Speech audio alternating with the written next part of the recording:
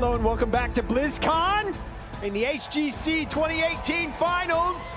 We're 2 matches in, we got 2 more to go. It's been incredible so far. We watched Gen G advance over the 1, and then just recently Team Liquid take a 2-1 win over Heroes Hearth Esports. That was an incredible match. We had Lost Vikings, we had incredible Towers of Doom games. It's been awesome. How are you guys doing in the house right now?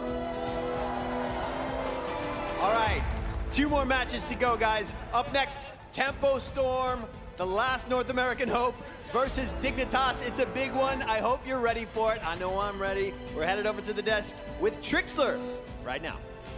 Thank you, Kevin. Oh my golly. We just had HHE and Team Liquid face off. It was a beautiful match that went to game number 3. Sadly, HHE will be falling out of the tournament, but we still have one hope for North America, and that will be in the form of Tempo Storm. Over here to the left, I got Skimmy, J-Hal, and Caldor to talk about the series, as Tempo Storm will be taking on Dignitas. Skimmy, where is your stakes in this series?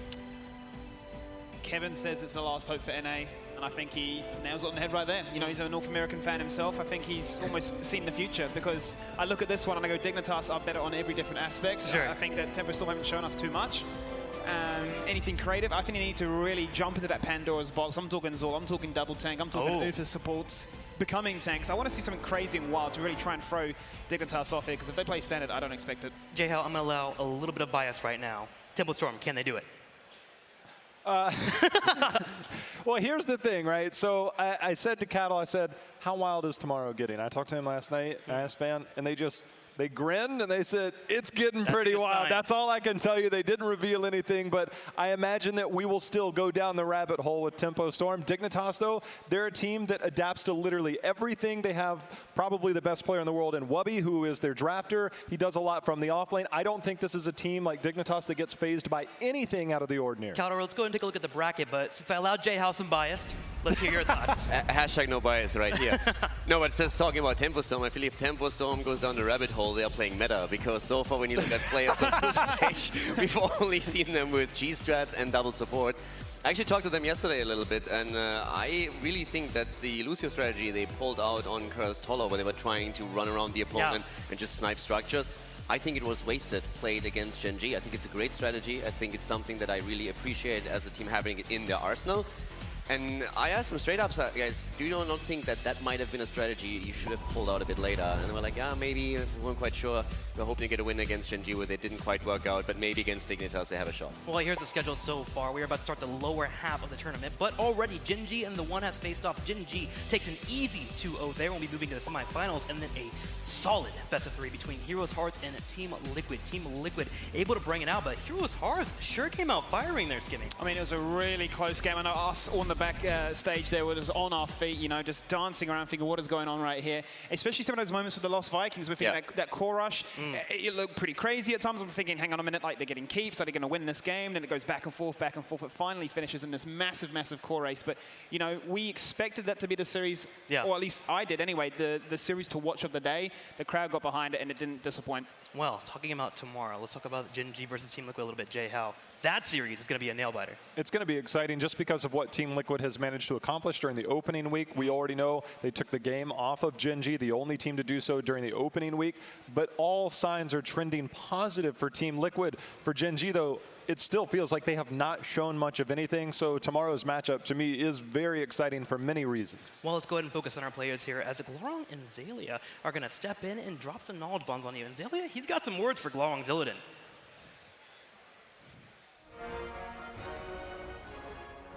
I think opening week has been a pretty good experience overall. I mean, this part of BlizzCon is always great because you get to see all the personalities from other regions and all the players who you make friends with over the year. And it's like that final clash where you get to see how far everyone's come and how much everyone's grown. So I really like that aspect of opening week, and that was really satisfying.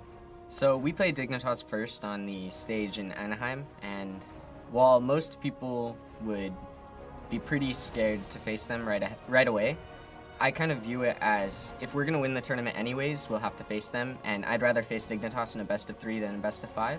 So in terms of winning the tournament, it's actually a pretty optimistic outlook. It's like the best scenario for us in the case where we do run into Dignitas. So They are a super formidable team, and it's going to be a really hard match, but we'll have the atmosphere and the crowd of NA behind us, and also we'll be facing them in a best-of-3. Our group stage run was nothing less of incredible.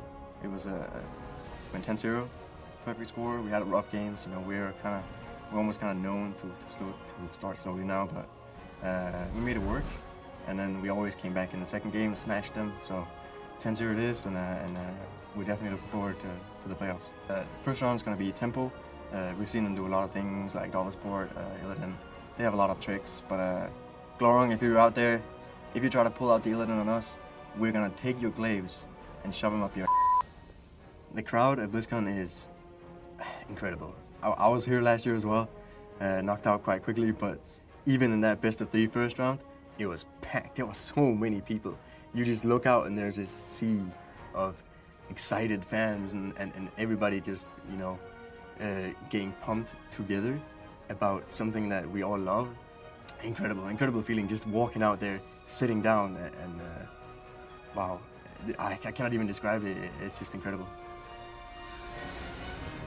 All right, friends of BlizzCon, now is the time. We need to lend these teams our energy. In the red corner, the last hope for North America, it is Tempo Storm!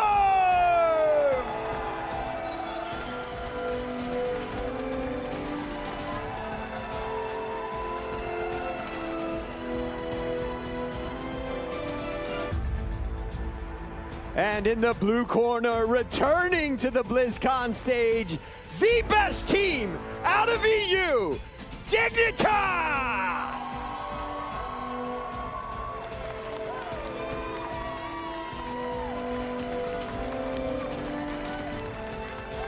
All right, captains, you know the deal. Center stage to shake hands.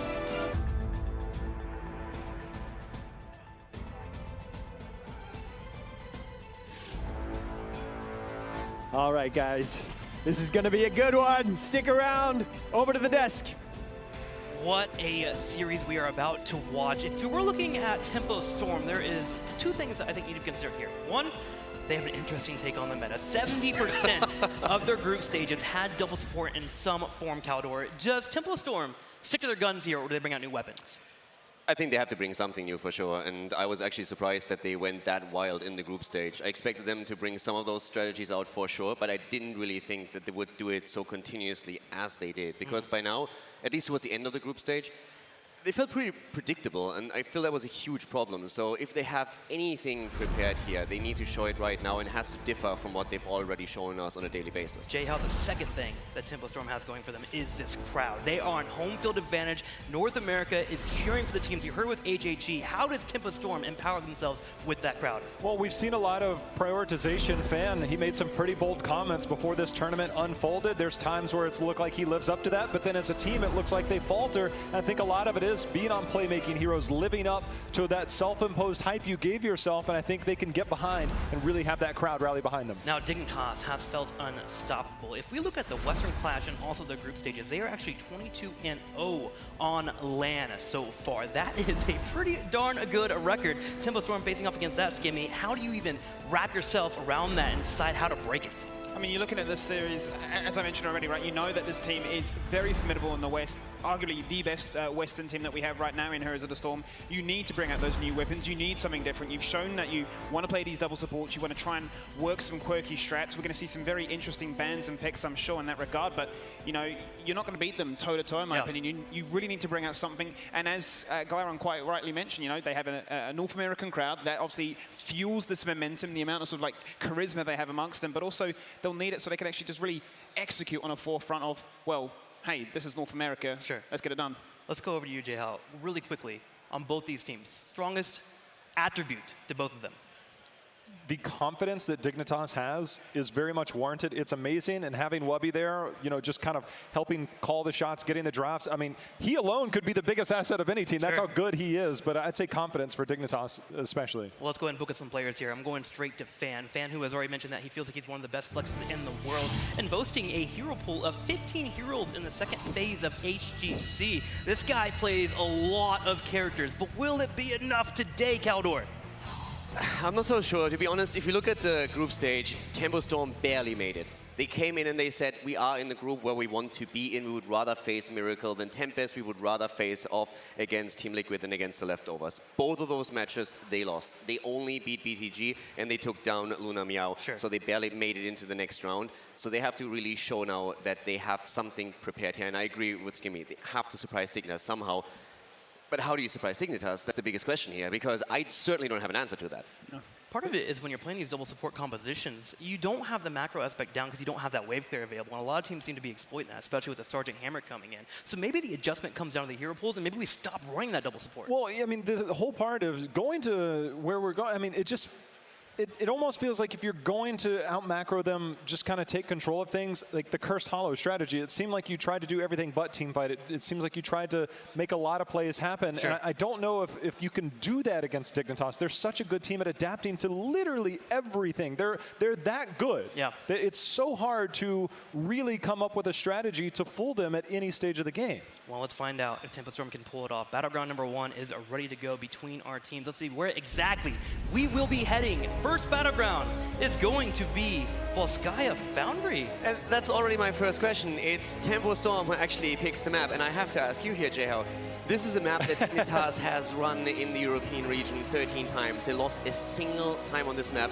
And for Tempo, traditionally speaking at least, it's not their strong map by any means. What makes that choice happen here? I really wish I had an answer for you, because I'm on the page with you. If I see Dignitas on the other side, the last map that I want to start with is Volskaya. And if we're going down the weird category, this is not a map you get away with stuff on. You mess up on that very first control point, that is such a mountain to climb to get back in. It's so difficult. I'm really eager to see. There's only one strategy that I know. If you see it, this crowd will light up, but we'll see if it happens. But it begs the question though, J-How, right? You know, there has to be something, as we've already pointed out, something unique that Tempo Storm have prepared it. Because if I'm looking at those map bans and what's available, I would be thinking Tempo Storm want to go for Dragonshy. It is their map. It's something that they're very, very comfortable on. So we're going to have to see exactly what comes out here. Yeah, and I mean, don't get me wrong. If you're going up against Dignitas, you're going to be hard-pressed to find a map where they're bad at. But this is a map that they played so often because they prefer to play here. But I agree with J-How. I think this is a map where Tempo Storm has to have something prepared. The problem that I see with it is that Dignitas has faced in the European setup so much stuff here. They faced Vikings, they faced Avatar compositions. I don't think there was anything that wasn't thrown against Dignitas. So even with an early Avatar pick here for Tempo Storm, I honestly don't know if they can surprise Dignitas on this map specifically. Look, I gotta say is if you're in the crowd, just wait. Just wait. All right then, Avatar, this is Junkrat. Just wait. This could get very interesting very quickly. But it's lends a hand once again, though, to the point that Glaron mentions about it's a best of 3. So if they are going to try and draft quirky strats and try and start off here with Volskaya Foundry, yeah, you want that surprise element, but also if you can get that win against Dignitas in game number 1, you're trying to really exude that confidence and say, look, this is your map, this is something that you're very comfortable on, we've beaten you, we've gotten something so out of the ordinary, out of the range of possibilities that now you're thinking, hang on a minute, are we underprepared? Are we really able to get surprised? It's the one point that Gloring actually made in the interview too, where he said, I would rather face Dignitas in a best of 3 than in a best of 5. And I totally agree with that point. Yeah. If you beat as Tempo Storm Dignitas, it's because you are surprising them, and in the best of 3, that's always easier than making it work on 5 maps.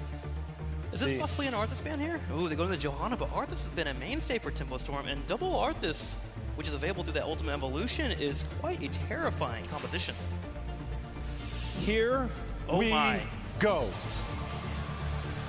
Honestly, I just not forget the control point. Look, I agree that this is a very high execution comp. Sure, but this is also a composition that Dignitas has faced multiple times in Europe. Exactly, like against another team I would have said, okay, yeah, how do they deal with this? You have a false set flying around, you can snipe anything on the map with the Samuro, with the Avatar clone. The problem is not only did Dignitas actually run that, they faced it several times. So they look at this and they immediately know what they're facing here. And they're not even hesitating with the last 3 picks. They're not surprised in the least. They're maybe surprised, but they're not shocked. They're looking at this and they're saying, okay, we know how to respond here. So I like the aspect from Tempo Storm focusing on macro, but I think if they were hoping on an element of surprise and seeing Dignitas without any clue, they are out of luck here. What? Let's go! Okay, they haven't seen this. Let's they go! have not seen this. Murky 5th pick coming out for Tempo Storm. The last time we had a Murky at BlizzCon back in 2015. Brought out here in 2018. It's almost like fans like, I'm back. This is what I used last time. I'm going to use it again. I've never lost at BlizzCon, so I'm not going to let that trend start now. Keldor. I told you to wait for it. No. You don't think so? I mean, the way. No, don't get me wrong.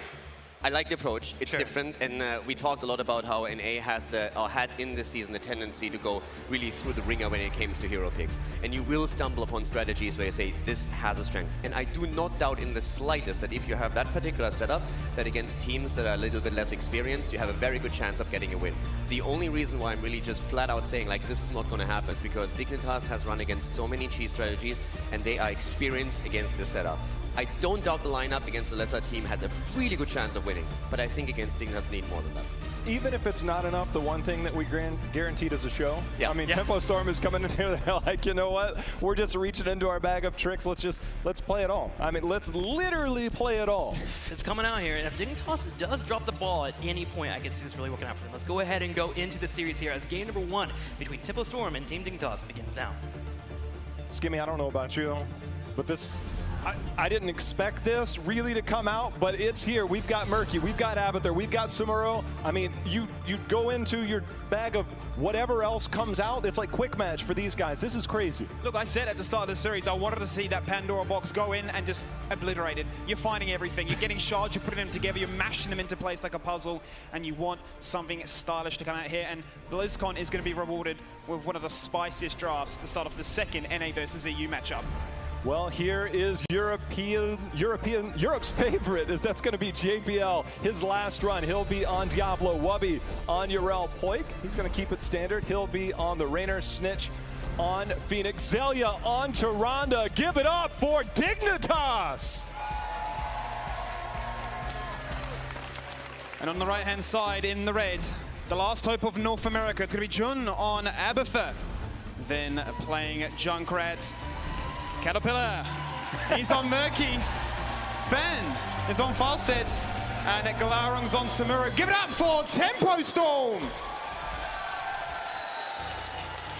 Well, this is history right here. I can't say that I've seen anything like this since those Cloud9 days. We're going to see if history can repeat itself. As Cattle says, you know what? I'm going to play every type of tank possible. Everybody's seen me on tank support.